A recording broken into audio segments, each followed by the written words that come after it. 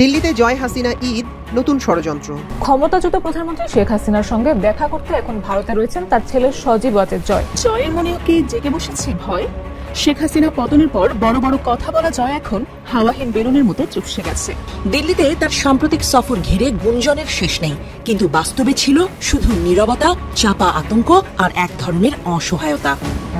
দলীয় নেতাকর্মী যারা জীবন বাজি রেখে এতদিন ঘিরে রেখেছিলেন শেখ হাসিনাকে, তাদের জীবন রক্ষার কোনো চিন্তা না করে উল্টো নিজের আত্মীয় স্বজনকে খুদে বার্তা পাঠিয়ে দেশ ত্যাগের নির্দেশ দিয়েছিলেন শেখ হাসিনা। ৩ আগস্ট তিনি তার নিজের মোবাইল ফোন থেকে সব আত্মীয় স্বজনকে একটি খুদে বার্তা পাঠান। নাম প্রকাশ অনিচ্ছুক এক সাংবাদিকের কাছে অস্ট্রেলিয়া পালিয়ে যাওয়া শেখ হাসিনার এক আত্মীয় খুদে বার্তাটি দেখিয়ে তখনকার কাহিনীর বর্ণনা করেন। শেখ হাসিনার ওই আত্মীয় সাংবাদিকদের কাছে দাবি করেন, চরম অনিশ্চয়তা নিয়ে গভীর রাতে ঘুমিয়েছিলেন তিনি। ঘুম যখন ভাঙল তখন সূর্য ওঠেনি। বিছানায় মাথার কাছে থাকা মোবাইল হাতে নিতেই চোখে পড়ল হোয়াটসঅ্যাপের মেসেজটি। একটি ছোট বাক্য, no one is to hear. এক লাইনের এই টেক্সট মেসেজের প্রেরক শেখ হাসিনা। বুঝতে তার কোনো অসুবিধা হলো না শেখ হাসিনার এই বার্তার অর্থ। 4 শব্দের এই মেসেজটি ছিল তার সর্বশেষ নির্দেশ। তিনি দ্রুত এই দেশ ছাড়তে বলছেন। আগের দিন 3 আগস্ট পারিবারিক মাধ্যমে আত্মীয় স্বজনদের একই বার্তা দিয়েছিলেন শেখ হাসিনা। এবার নিজেই মোবাইলে টেক্সট করে সেই নির্দেশ দিলেন স্বজনদের। প্রফেসর ইউনূসের নজিরবিহীন সাফল্য লন্ডনে। বিএনপির একাংশ থেকে শুরু করে নানান মহল প্রফেসর ইউনূসকে অভিনন্দন জানাচ্ছেন, শুভেচ্ছা জানাচ্ছেন, ধন্যবাদ জানাচ্ছেন এই সাফল্যের জন্য। প্রফেসর ইউনূসকে জনগণ নির্বাচিত সরকারের প্রধানমন্ত্রী হিসেবে চায়।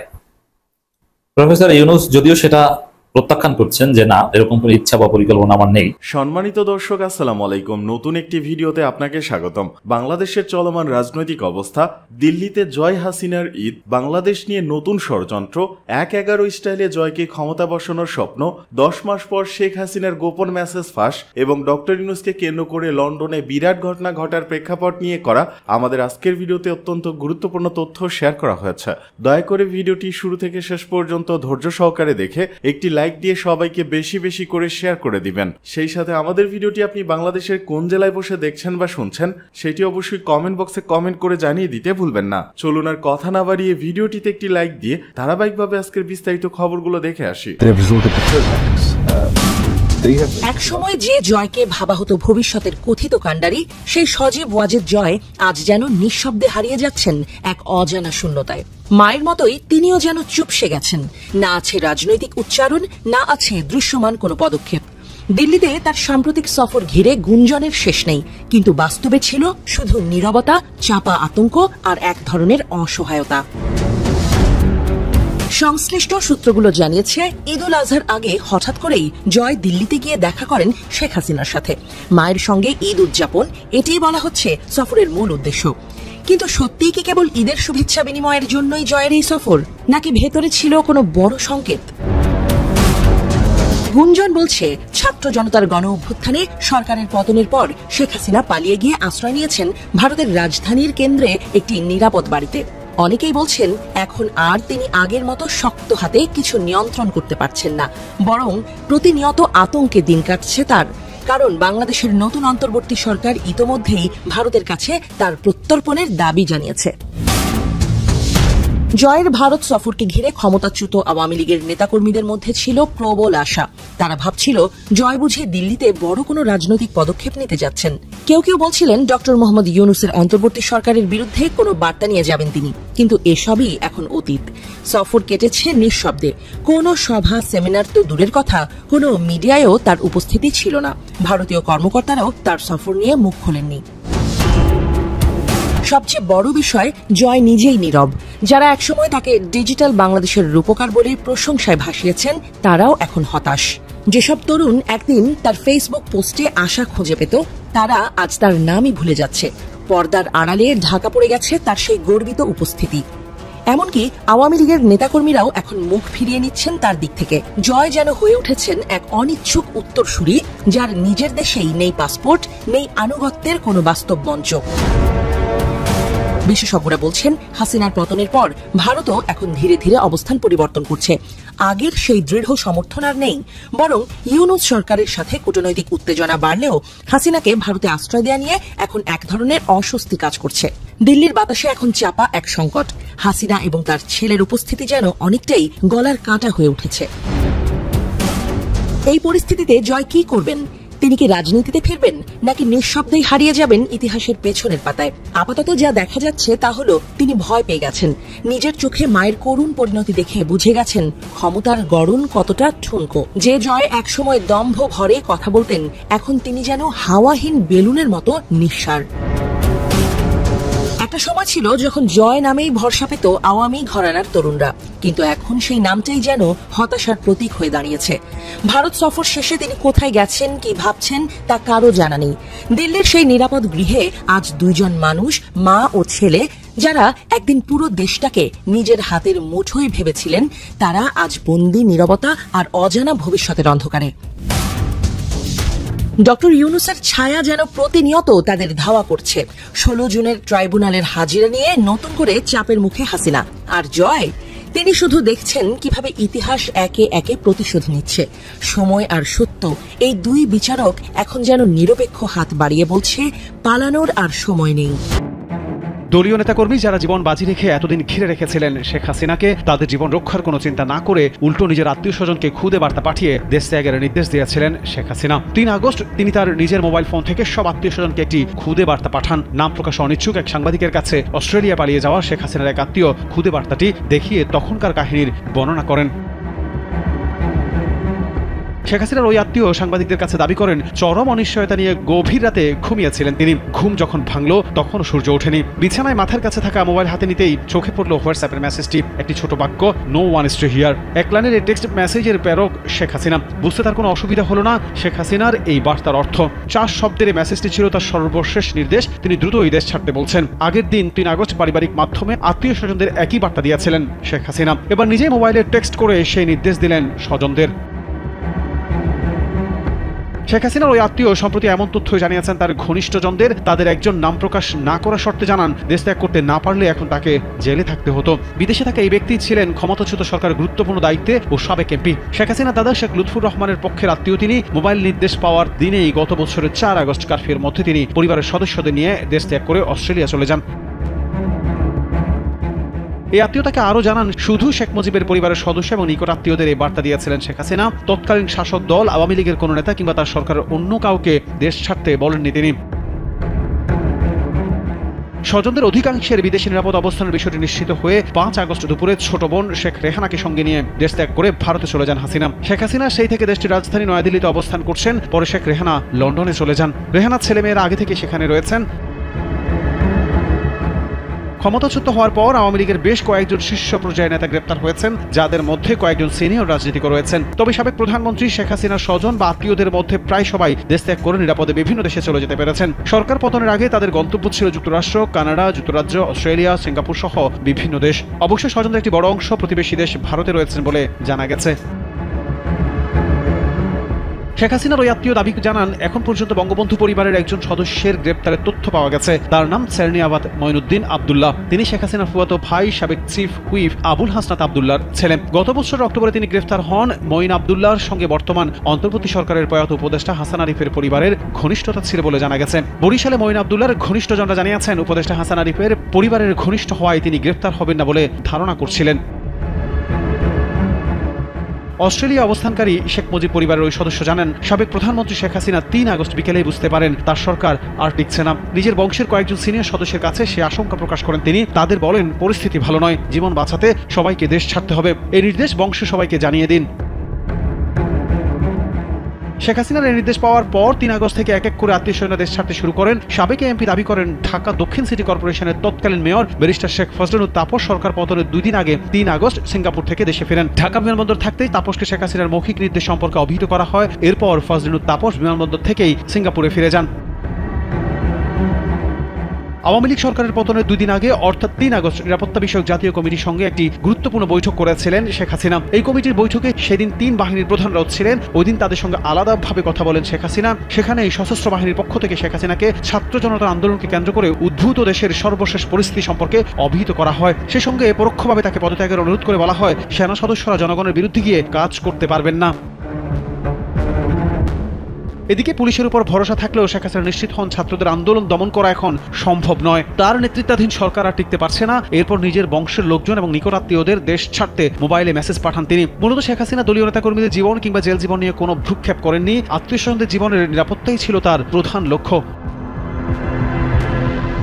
দেশ ছাড়ার পর শেখ হাসিনার সঙ্গে কথা বলে তখনকার পরিস্থিতি সম্পর্কে আরও বিস্তারিত জানেন বলে স্বীকার করেন অস্ট্রেলিয়ায় অবস্থানকারী তার নিকটাত্মীয় আওয়ামী লীগের সাবেক এমপি। তার মতে শেখ হাসিনা ৭৫-এর ১৫ আগস্ট এবং তখনকার পরবর্তী পরিস্থিতির পুনরাবৃত্তির আশঙ্কা করেছিলেন। এই কারণে জীবন বাঁচাতে আত্মীয় স্বজনদের এই মেসেজ পাঠিয়ে দ্রুত দেশ ছাড়তে বলেন তিনি। প্রফেসর ইউনূসকে জনগণ নির্বাচিত সরকারের প্রধানমন্ত্রী হিসেবে চায়। প্রফেসর ইউনূস যদিও সেটা প্রত্যাখ্যান করছেন যে না, এরকম কোনো ইচ্ছা বা পরিকল্পনা আমার নেই, কিন্তু জনগণ চায়। এই যে প্রশ্ন, আপনারা জানেন দর্শক, লন্ডনে প্রফেসর ইউনূসকে ঘিরে বিরাট বিরাট ঘটনা ঘটে যাচ্ছে, ঘটেই চলছে, একের পর এক নতুন নতুন ডাইমেনশন। এবং প্রফেসর ইউনূসের অন্য কোনো বিদেশ সফর নিয়ে আওয়ামী লীগ এতটা সিরিয়াস ছিল না বা এতটা প্রোপাগান্ডা চালায়নি যেটা এই লন্ডন সফরকে কেন্দ্র করে তারা চালাচ্ছে। আওয়ামী লীগের পালাতক লোকজন সবাই ফেসবুকে লিখছে, কোনো একটা ইস্যু পেলেই লিখছে নানান প্রোপাগান্ডা। তাদের প্রোপাগান্ডা একের পর এক চপেটাঘাত। একবার বলে যে টিউলিপ সিদ্দিকী ইউনূসকে খেয়ে দিয়েছেন, কিন্তু পরে দেখা যায় যে টিউলিপ সিদ্দিকী বাদ তার সহকর্মীরা ঠিকই প্রফেসর ইউনূসের সাথে দেখা করেন। তাও প্রফেসর ইউনূস তাদের কাছে যান না। টিউলিপ সিদ্দিকী কিন্তু তার কার্যালয়ে যেতে বলেছিলেন প্রফেসর ইউনূসকে, এবং ঔদ্ধত্যপূর্ণভাবে প্রফেসর ইউনূসকে স্বীকৃতি দেননি, অসম্মান করে বলেছিলেন। আর প্রফেসর ইউনূস কারো কার্যালয়ে যাননি, বরং টিউলিপ সিদ্দিকীর সহকর্মীরা, ব্রিটিশ এমপিরা, অল পার্টি পার্লামেন্টারি মেম্বার্সরা প্রফেসর ইউনূসের হোটেলে এসে দেখা করে গেছেন। এখন মজা বুঝেন বেয়াদবির জবাব কাকে বলে। এরপরে আওয়ামী লীগের লোকজন প্রচারণা চালায় যে ব্রিটিশ রাজা যে পুরস্কার দিবেন সেখানে ডক্টর ইউনূসের নাম নেই। আচ্ছা, তা পুরস্কারটা পাওয়ার সাথে সাথে আপনাদের মুখ কোথায় লুকাবেন? মানে হাতে নাতে চপেটাঘাত খাচ্ছে। এরপরে তারা সবাই মিলে প্রচারণা চালাচ্ছে যে ব্রিটিশ প্রধানমন্ত্রীর সাথে তো সাক্ষাৎ করতে পারলেন না, হচ্ছে না সাক্ষাৎ, এই যে প্রধান উপদেষ্টা ব্যর্থ। অথচ ব্রিটিশ প্রধানমন্ত্রীর সাথে সাক্ষাৎ এটা এই সফরের মুখ্য কোনো বিষয় না, এটা আগেও শিডিউলে ছিলই না। চেষ্টা করে যদি হয় হবে, না হলে না, এটা সিরিয়াস কিছু না। মূলত হচ্ছে রাজার সাথে সাক্ষাৎ, প্রধানমন্ত্রীর আব্বার সাথে সাক্ষাৎ হচ্ছে, রাজার সাথে, প্রধানমন্ত্রীর বাপের সাথে সাক্ষাৎ হচ্ছে। সেখানে প্রধানমন্ত্রীর সাথে সাক্ষাৎ এটা তো শিডিউলে ছিল না, এটা অবশ্যই গুরুত্বপূর্ণ, কিন্তু এটা পরিকল্পনা ছিল না। এটা নিয়ে এত সিরিয়াসের কি আছে? রাজার সাথে যেখানে সাক্ষাৎ হচ্ছে এর চাইতে প্রেস্টিজিয়াস কি আছে, এর চাইতে বড় অর্জন কি আছে? তো দর্শক প্রশ্ন করছে প্রধান উপদেষ্টাকে, নির্বাচিত সরকারের প্রধানমন্ত্রী হিসেবে তো আপনাকে অনেকে চায়, তা আপনি থাকবেন কিনা? দেখেন, এইটাই একটা মজার বিষয়। নির্বাচিত সরকারের প্রধানমন্ত্রী হিসেবে আপনি থাকবেন কিনা, এই প্রশ্নটার অর্থই হচ্ছে জনগণ তাকে চায়, এখন আপনি বলেন থাকবেন কিনা। তা হাসি দিয়ে প্রধানমন্ত্রী বলেছেন না, এই ধরনের কোনো পরিকল্পনা নেই, কিন্তু জনগণ চায়, তার জনগণের উচিত তাকে বাধ্য করা। কারণ আমি যেটা বলি, একজন ইউনূস থাকবেন আর তিনি প্রধানমন্ত্রী বা হেড অব দি গভর্নমেন্ট হবেন না, এটা হতে পারে না। এটা বাংলাদেশের জন্য এটা জরুরি যে একজন ইউনূস যতদিন সুস্থ এবং জীবিত থাকবেন তিনি হবেন বাংলাদেশের হেড অব দি গভর্নমেন্ট। এই জন্য জনগণ চায় এবং জনগণ চাইবে। নানান হিসাব নিকাশ সমীকরণে যদি শেষ পর্যন্ত এরকম হয় যে নির্বাচনকালীন 3 মাসের শেষ 3 মাস ডক্টর ইউনূস প্রধান উপদেষ্টা হিসেবে দায়িত্ব পালন করবেন না, তিনি সরে যাবেন, তিনি কোন দায়িত্বই পালন করবেন না। আর বিভিন্ন রাজনৈতিক দল তারা নির্বাচনে ম্যানিফেস্টোতে দিবে যে আমরা নির্বাচনে জিতলে প্রধান উপদেষ্টা সাবেক ডক্টর মোহাম্মদ ইউনূসকে প্রধানমন্ত্রী বানাবো। তখন দেখবেন জনগণ ওই দলকে ভোট দেবে শুধু ইউনূসের কারণে। এবং আমি বলবো যে এই যে প্রধান উপদেষ্টা হয়েছেন এটাও তিনি চাননি, অনুরোধের ফলে এসেছেন, তরুণদের অনুরোধে। তরুণদের অনুরোধে তিনি আবারও নির্বাচিত সরকারের প্রধানমন্ত্রী হতে চাইবেন। এবং এটা নিশ্চিত থাকেন যে ইউনূসকে প্রধানমন্ত্রী বানাবে এই ডিক্লারেশন যে দল দিবে, জনগণ তাদেরকে চোখ বুজে ভোট দেবে এবং তারা 60-70% পপুলারিটি নিয়ে ক্ষমতা আসবে। বিএনপি আওয়ামী লীগ তারা কিছুতেই ইউনূসকে চাইবে না, তারা দুই গ্রুপ মিলেও 20% ভোট কাস্ট করতে পারবে না ইউনূস বিরোধী। আগামী জাতীয় নির্বাচনের মাধ্যমে যে সরকার গঠিত হবে সে সরকারের অংশ হওয়ার কোনো ইচ্ছা নেই বলে জানিয়েছেন প্রধান উপদেষ্টা ডক্টর মোহাম্মদ ইউনূস। তিনি বলেন কোনো উপায় নেই। আমার মনে হয় আমাদের উপদেষ্টা পরিষদের কোনো সদস্য এটি করতে চান না, কিন্তু জনগণ চায়। তারা চান না, ব্যক্তিরা চান না, কিন্তু জনগণ চায়। এখানে কিছু বিষয় আছে দেখেন, এই যে পুরস্কার নেবেন, ব্রিটিশ রাজার কাছ থেকে, আরো নানান বিষয়। এগুলোর মধ্যে দীর্ঘমেয়াদী পরিকল্পনা আছে। একটা সহজ হিসাব মনে রাখবেন, যুক্তরাষ্ট্র নিঃসন্দেহে পৃথিবীর সুপার পাওয়ার, তাদের কিছু এজেন্ডা আছে, এটা অনিবার্য। এখন যুক্তরাষ্ট্রের এজেন্ডা, যুক্তরাজ্যের এজেন্ডা, ব্রিটিশ এজেন্ডা, ইউরোপীয় ইউনিয়নের এজেন্ডা, এটা যদি বাংলাদেশের জাতীয় স্বার্থের সাথে মিলে আমরা ওয়েলকাম করবো, এটাই আমাদের থিওরি। মানে আমাদের স্বার্থের সাথে যেটা মিলবে ওটাই আমরা ওয়েলকাম করবো। এখন তারা যুক্তরাষ্ট্র, যুক্তরাজ্য, ইউরোপীয় ইউনিয়ন, তারা নানানভাবে প্রফেসর ইউনূসকে চায়। এখন এটা আমাদের জাতীয় স্বার্থের সাথে মিলে, অতএব আমরা তাদের সাথে আছি, সমস্যা নেই।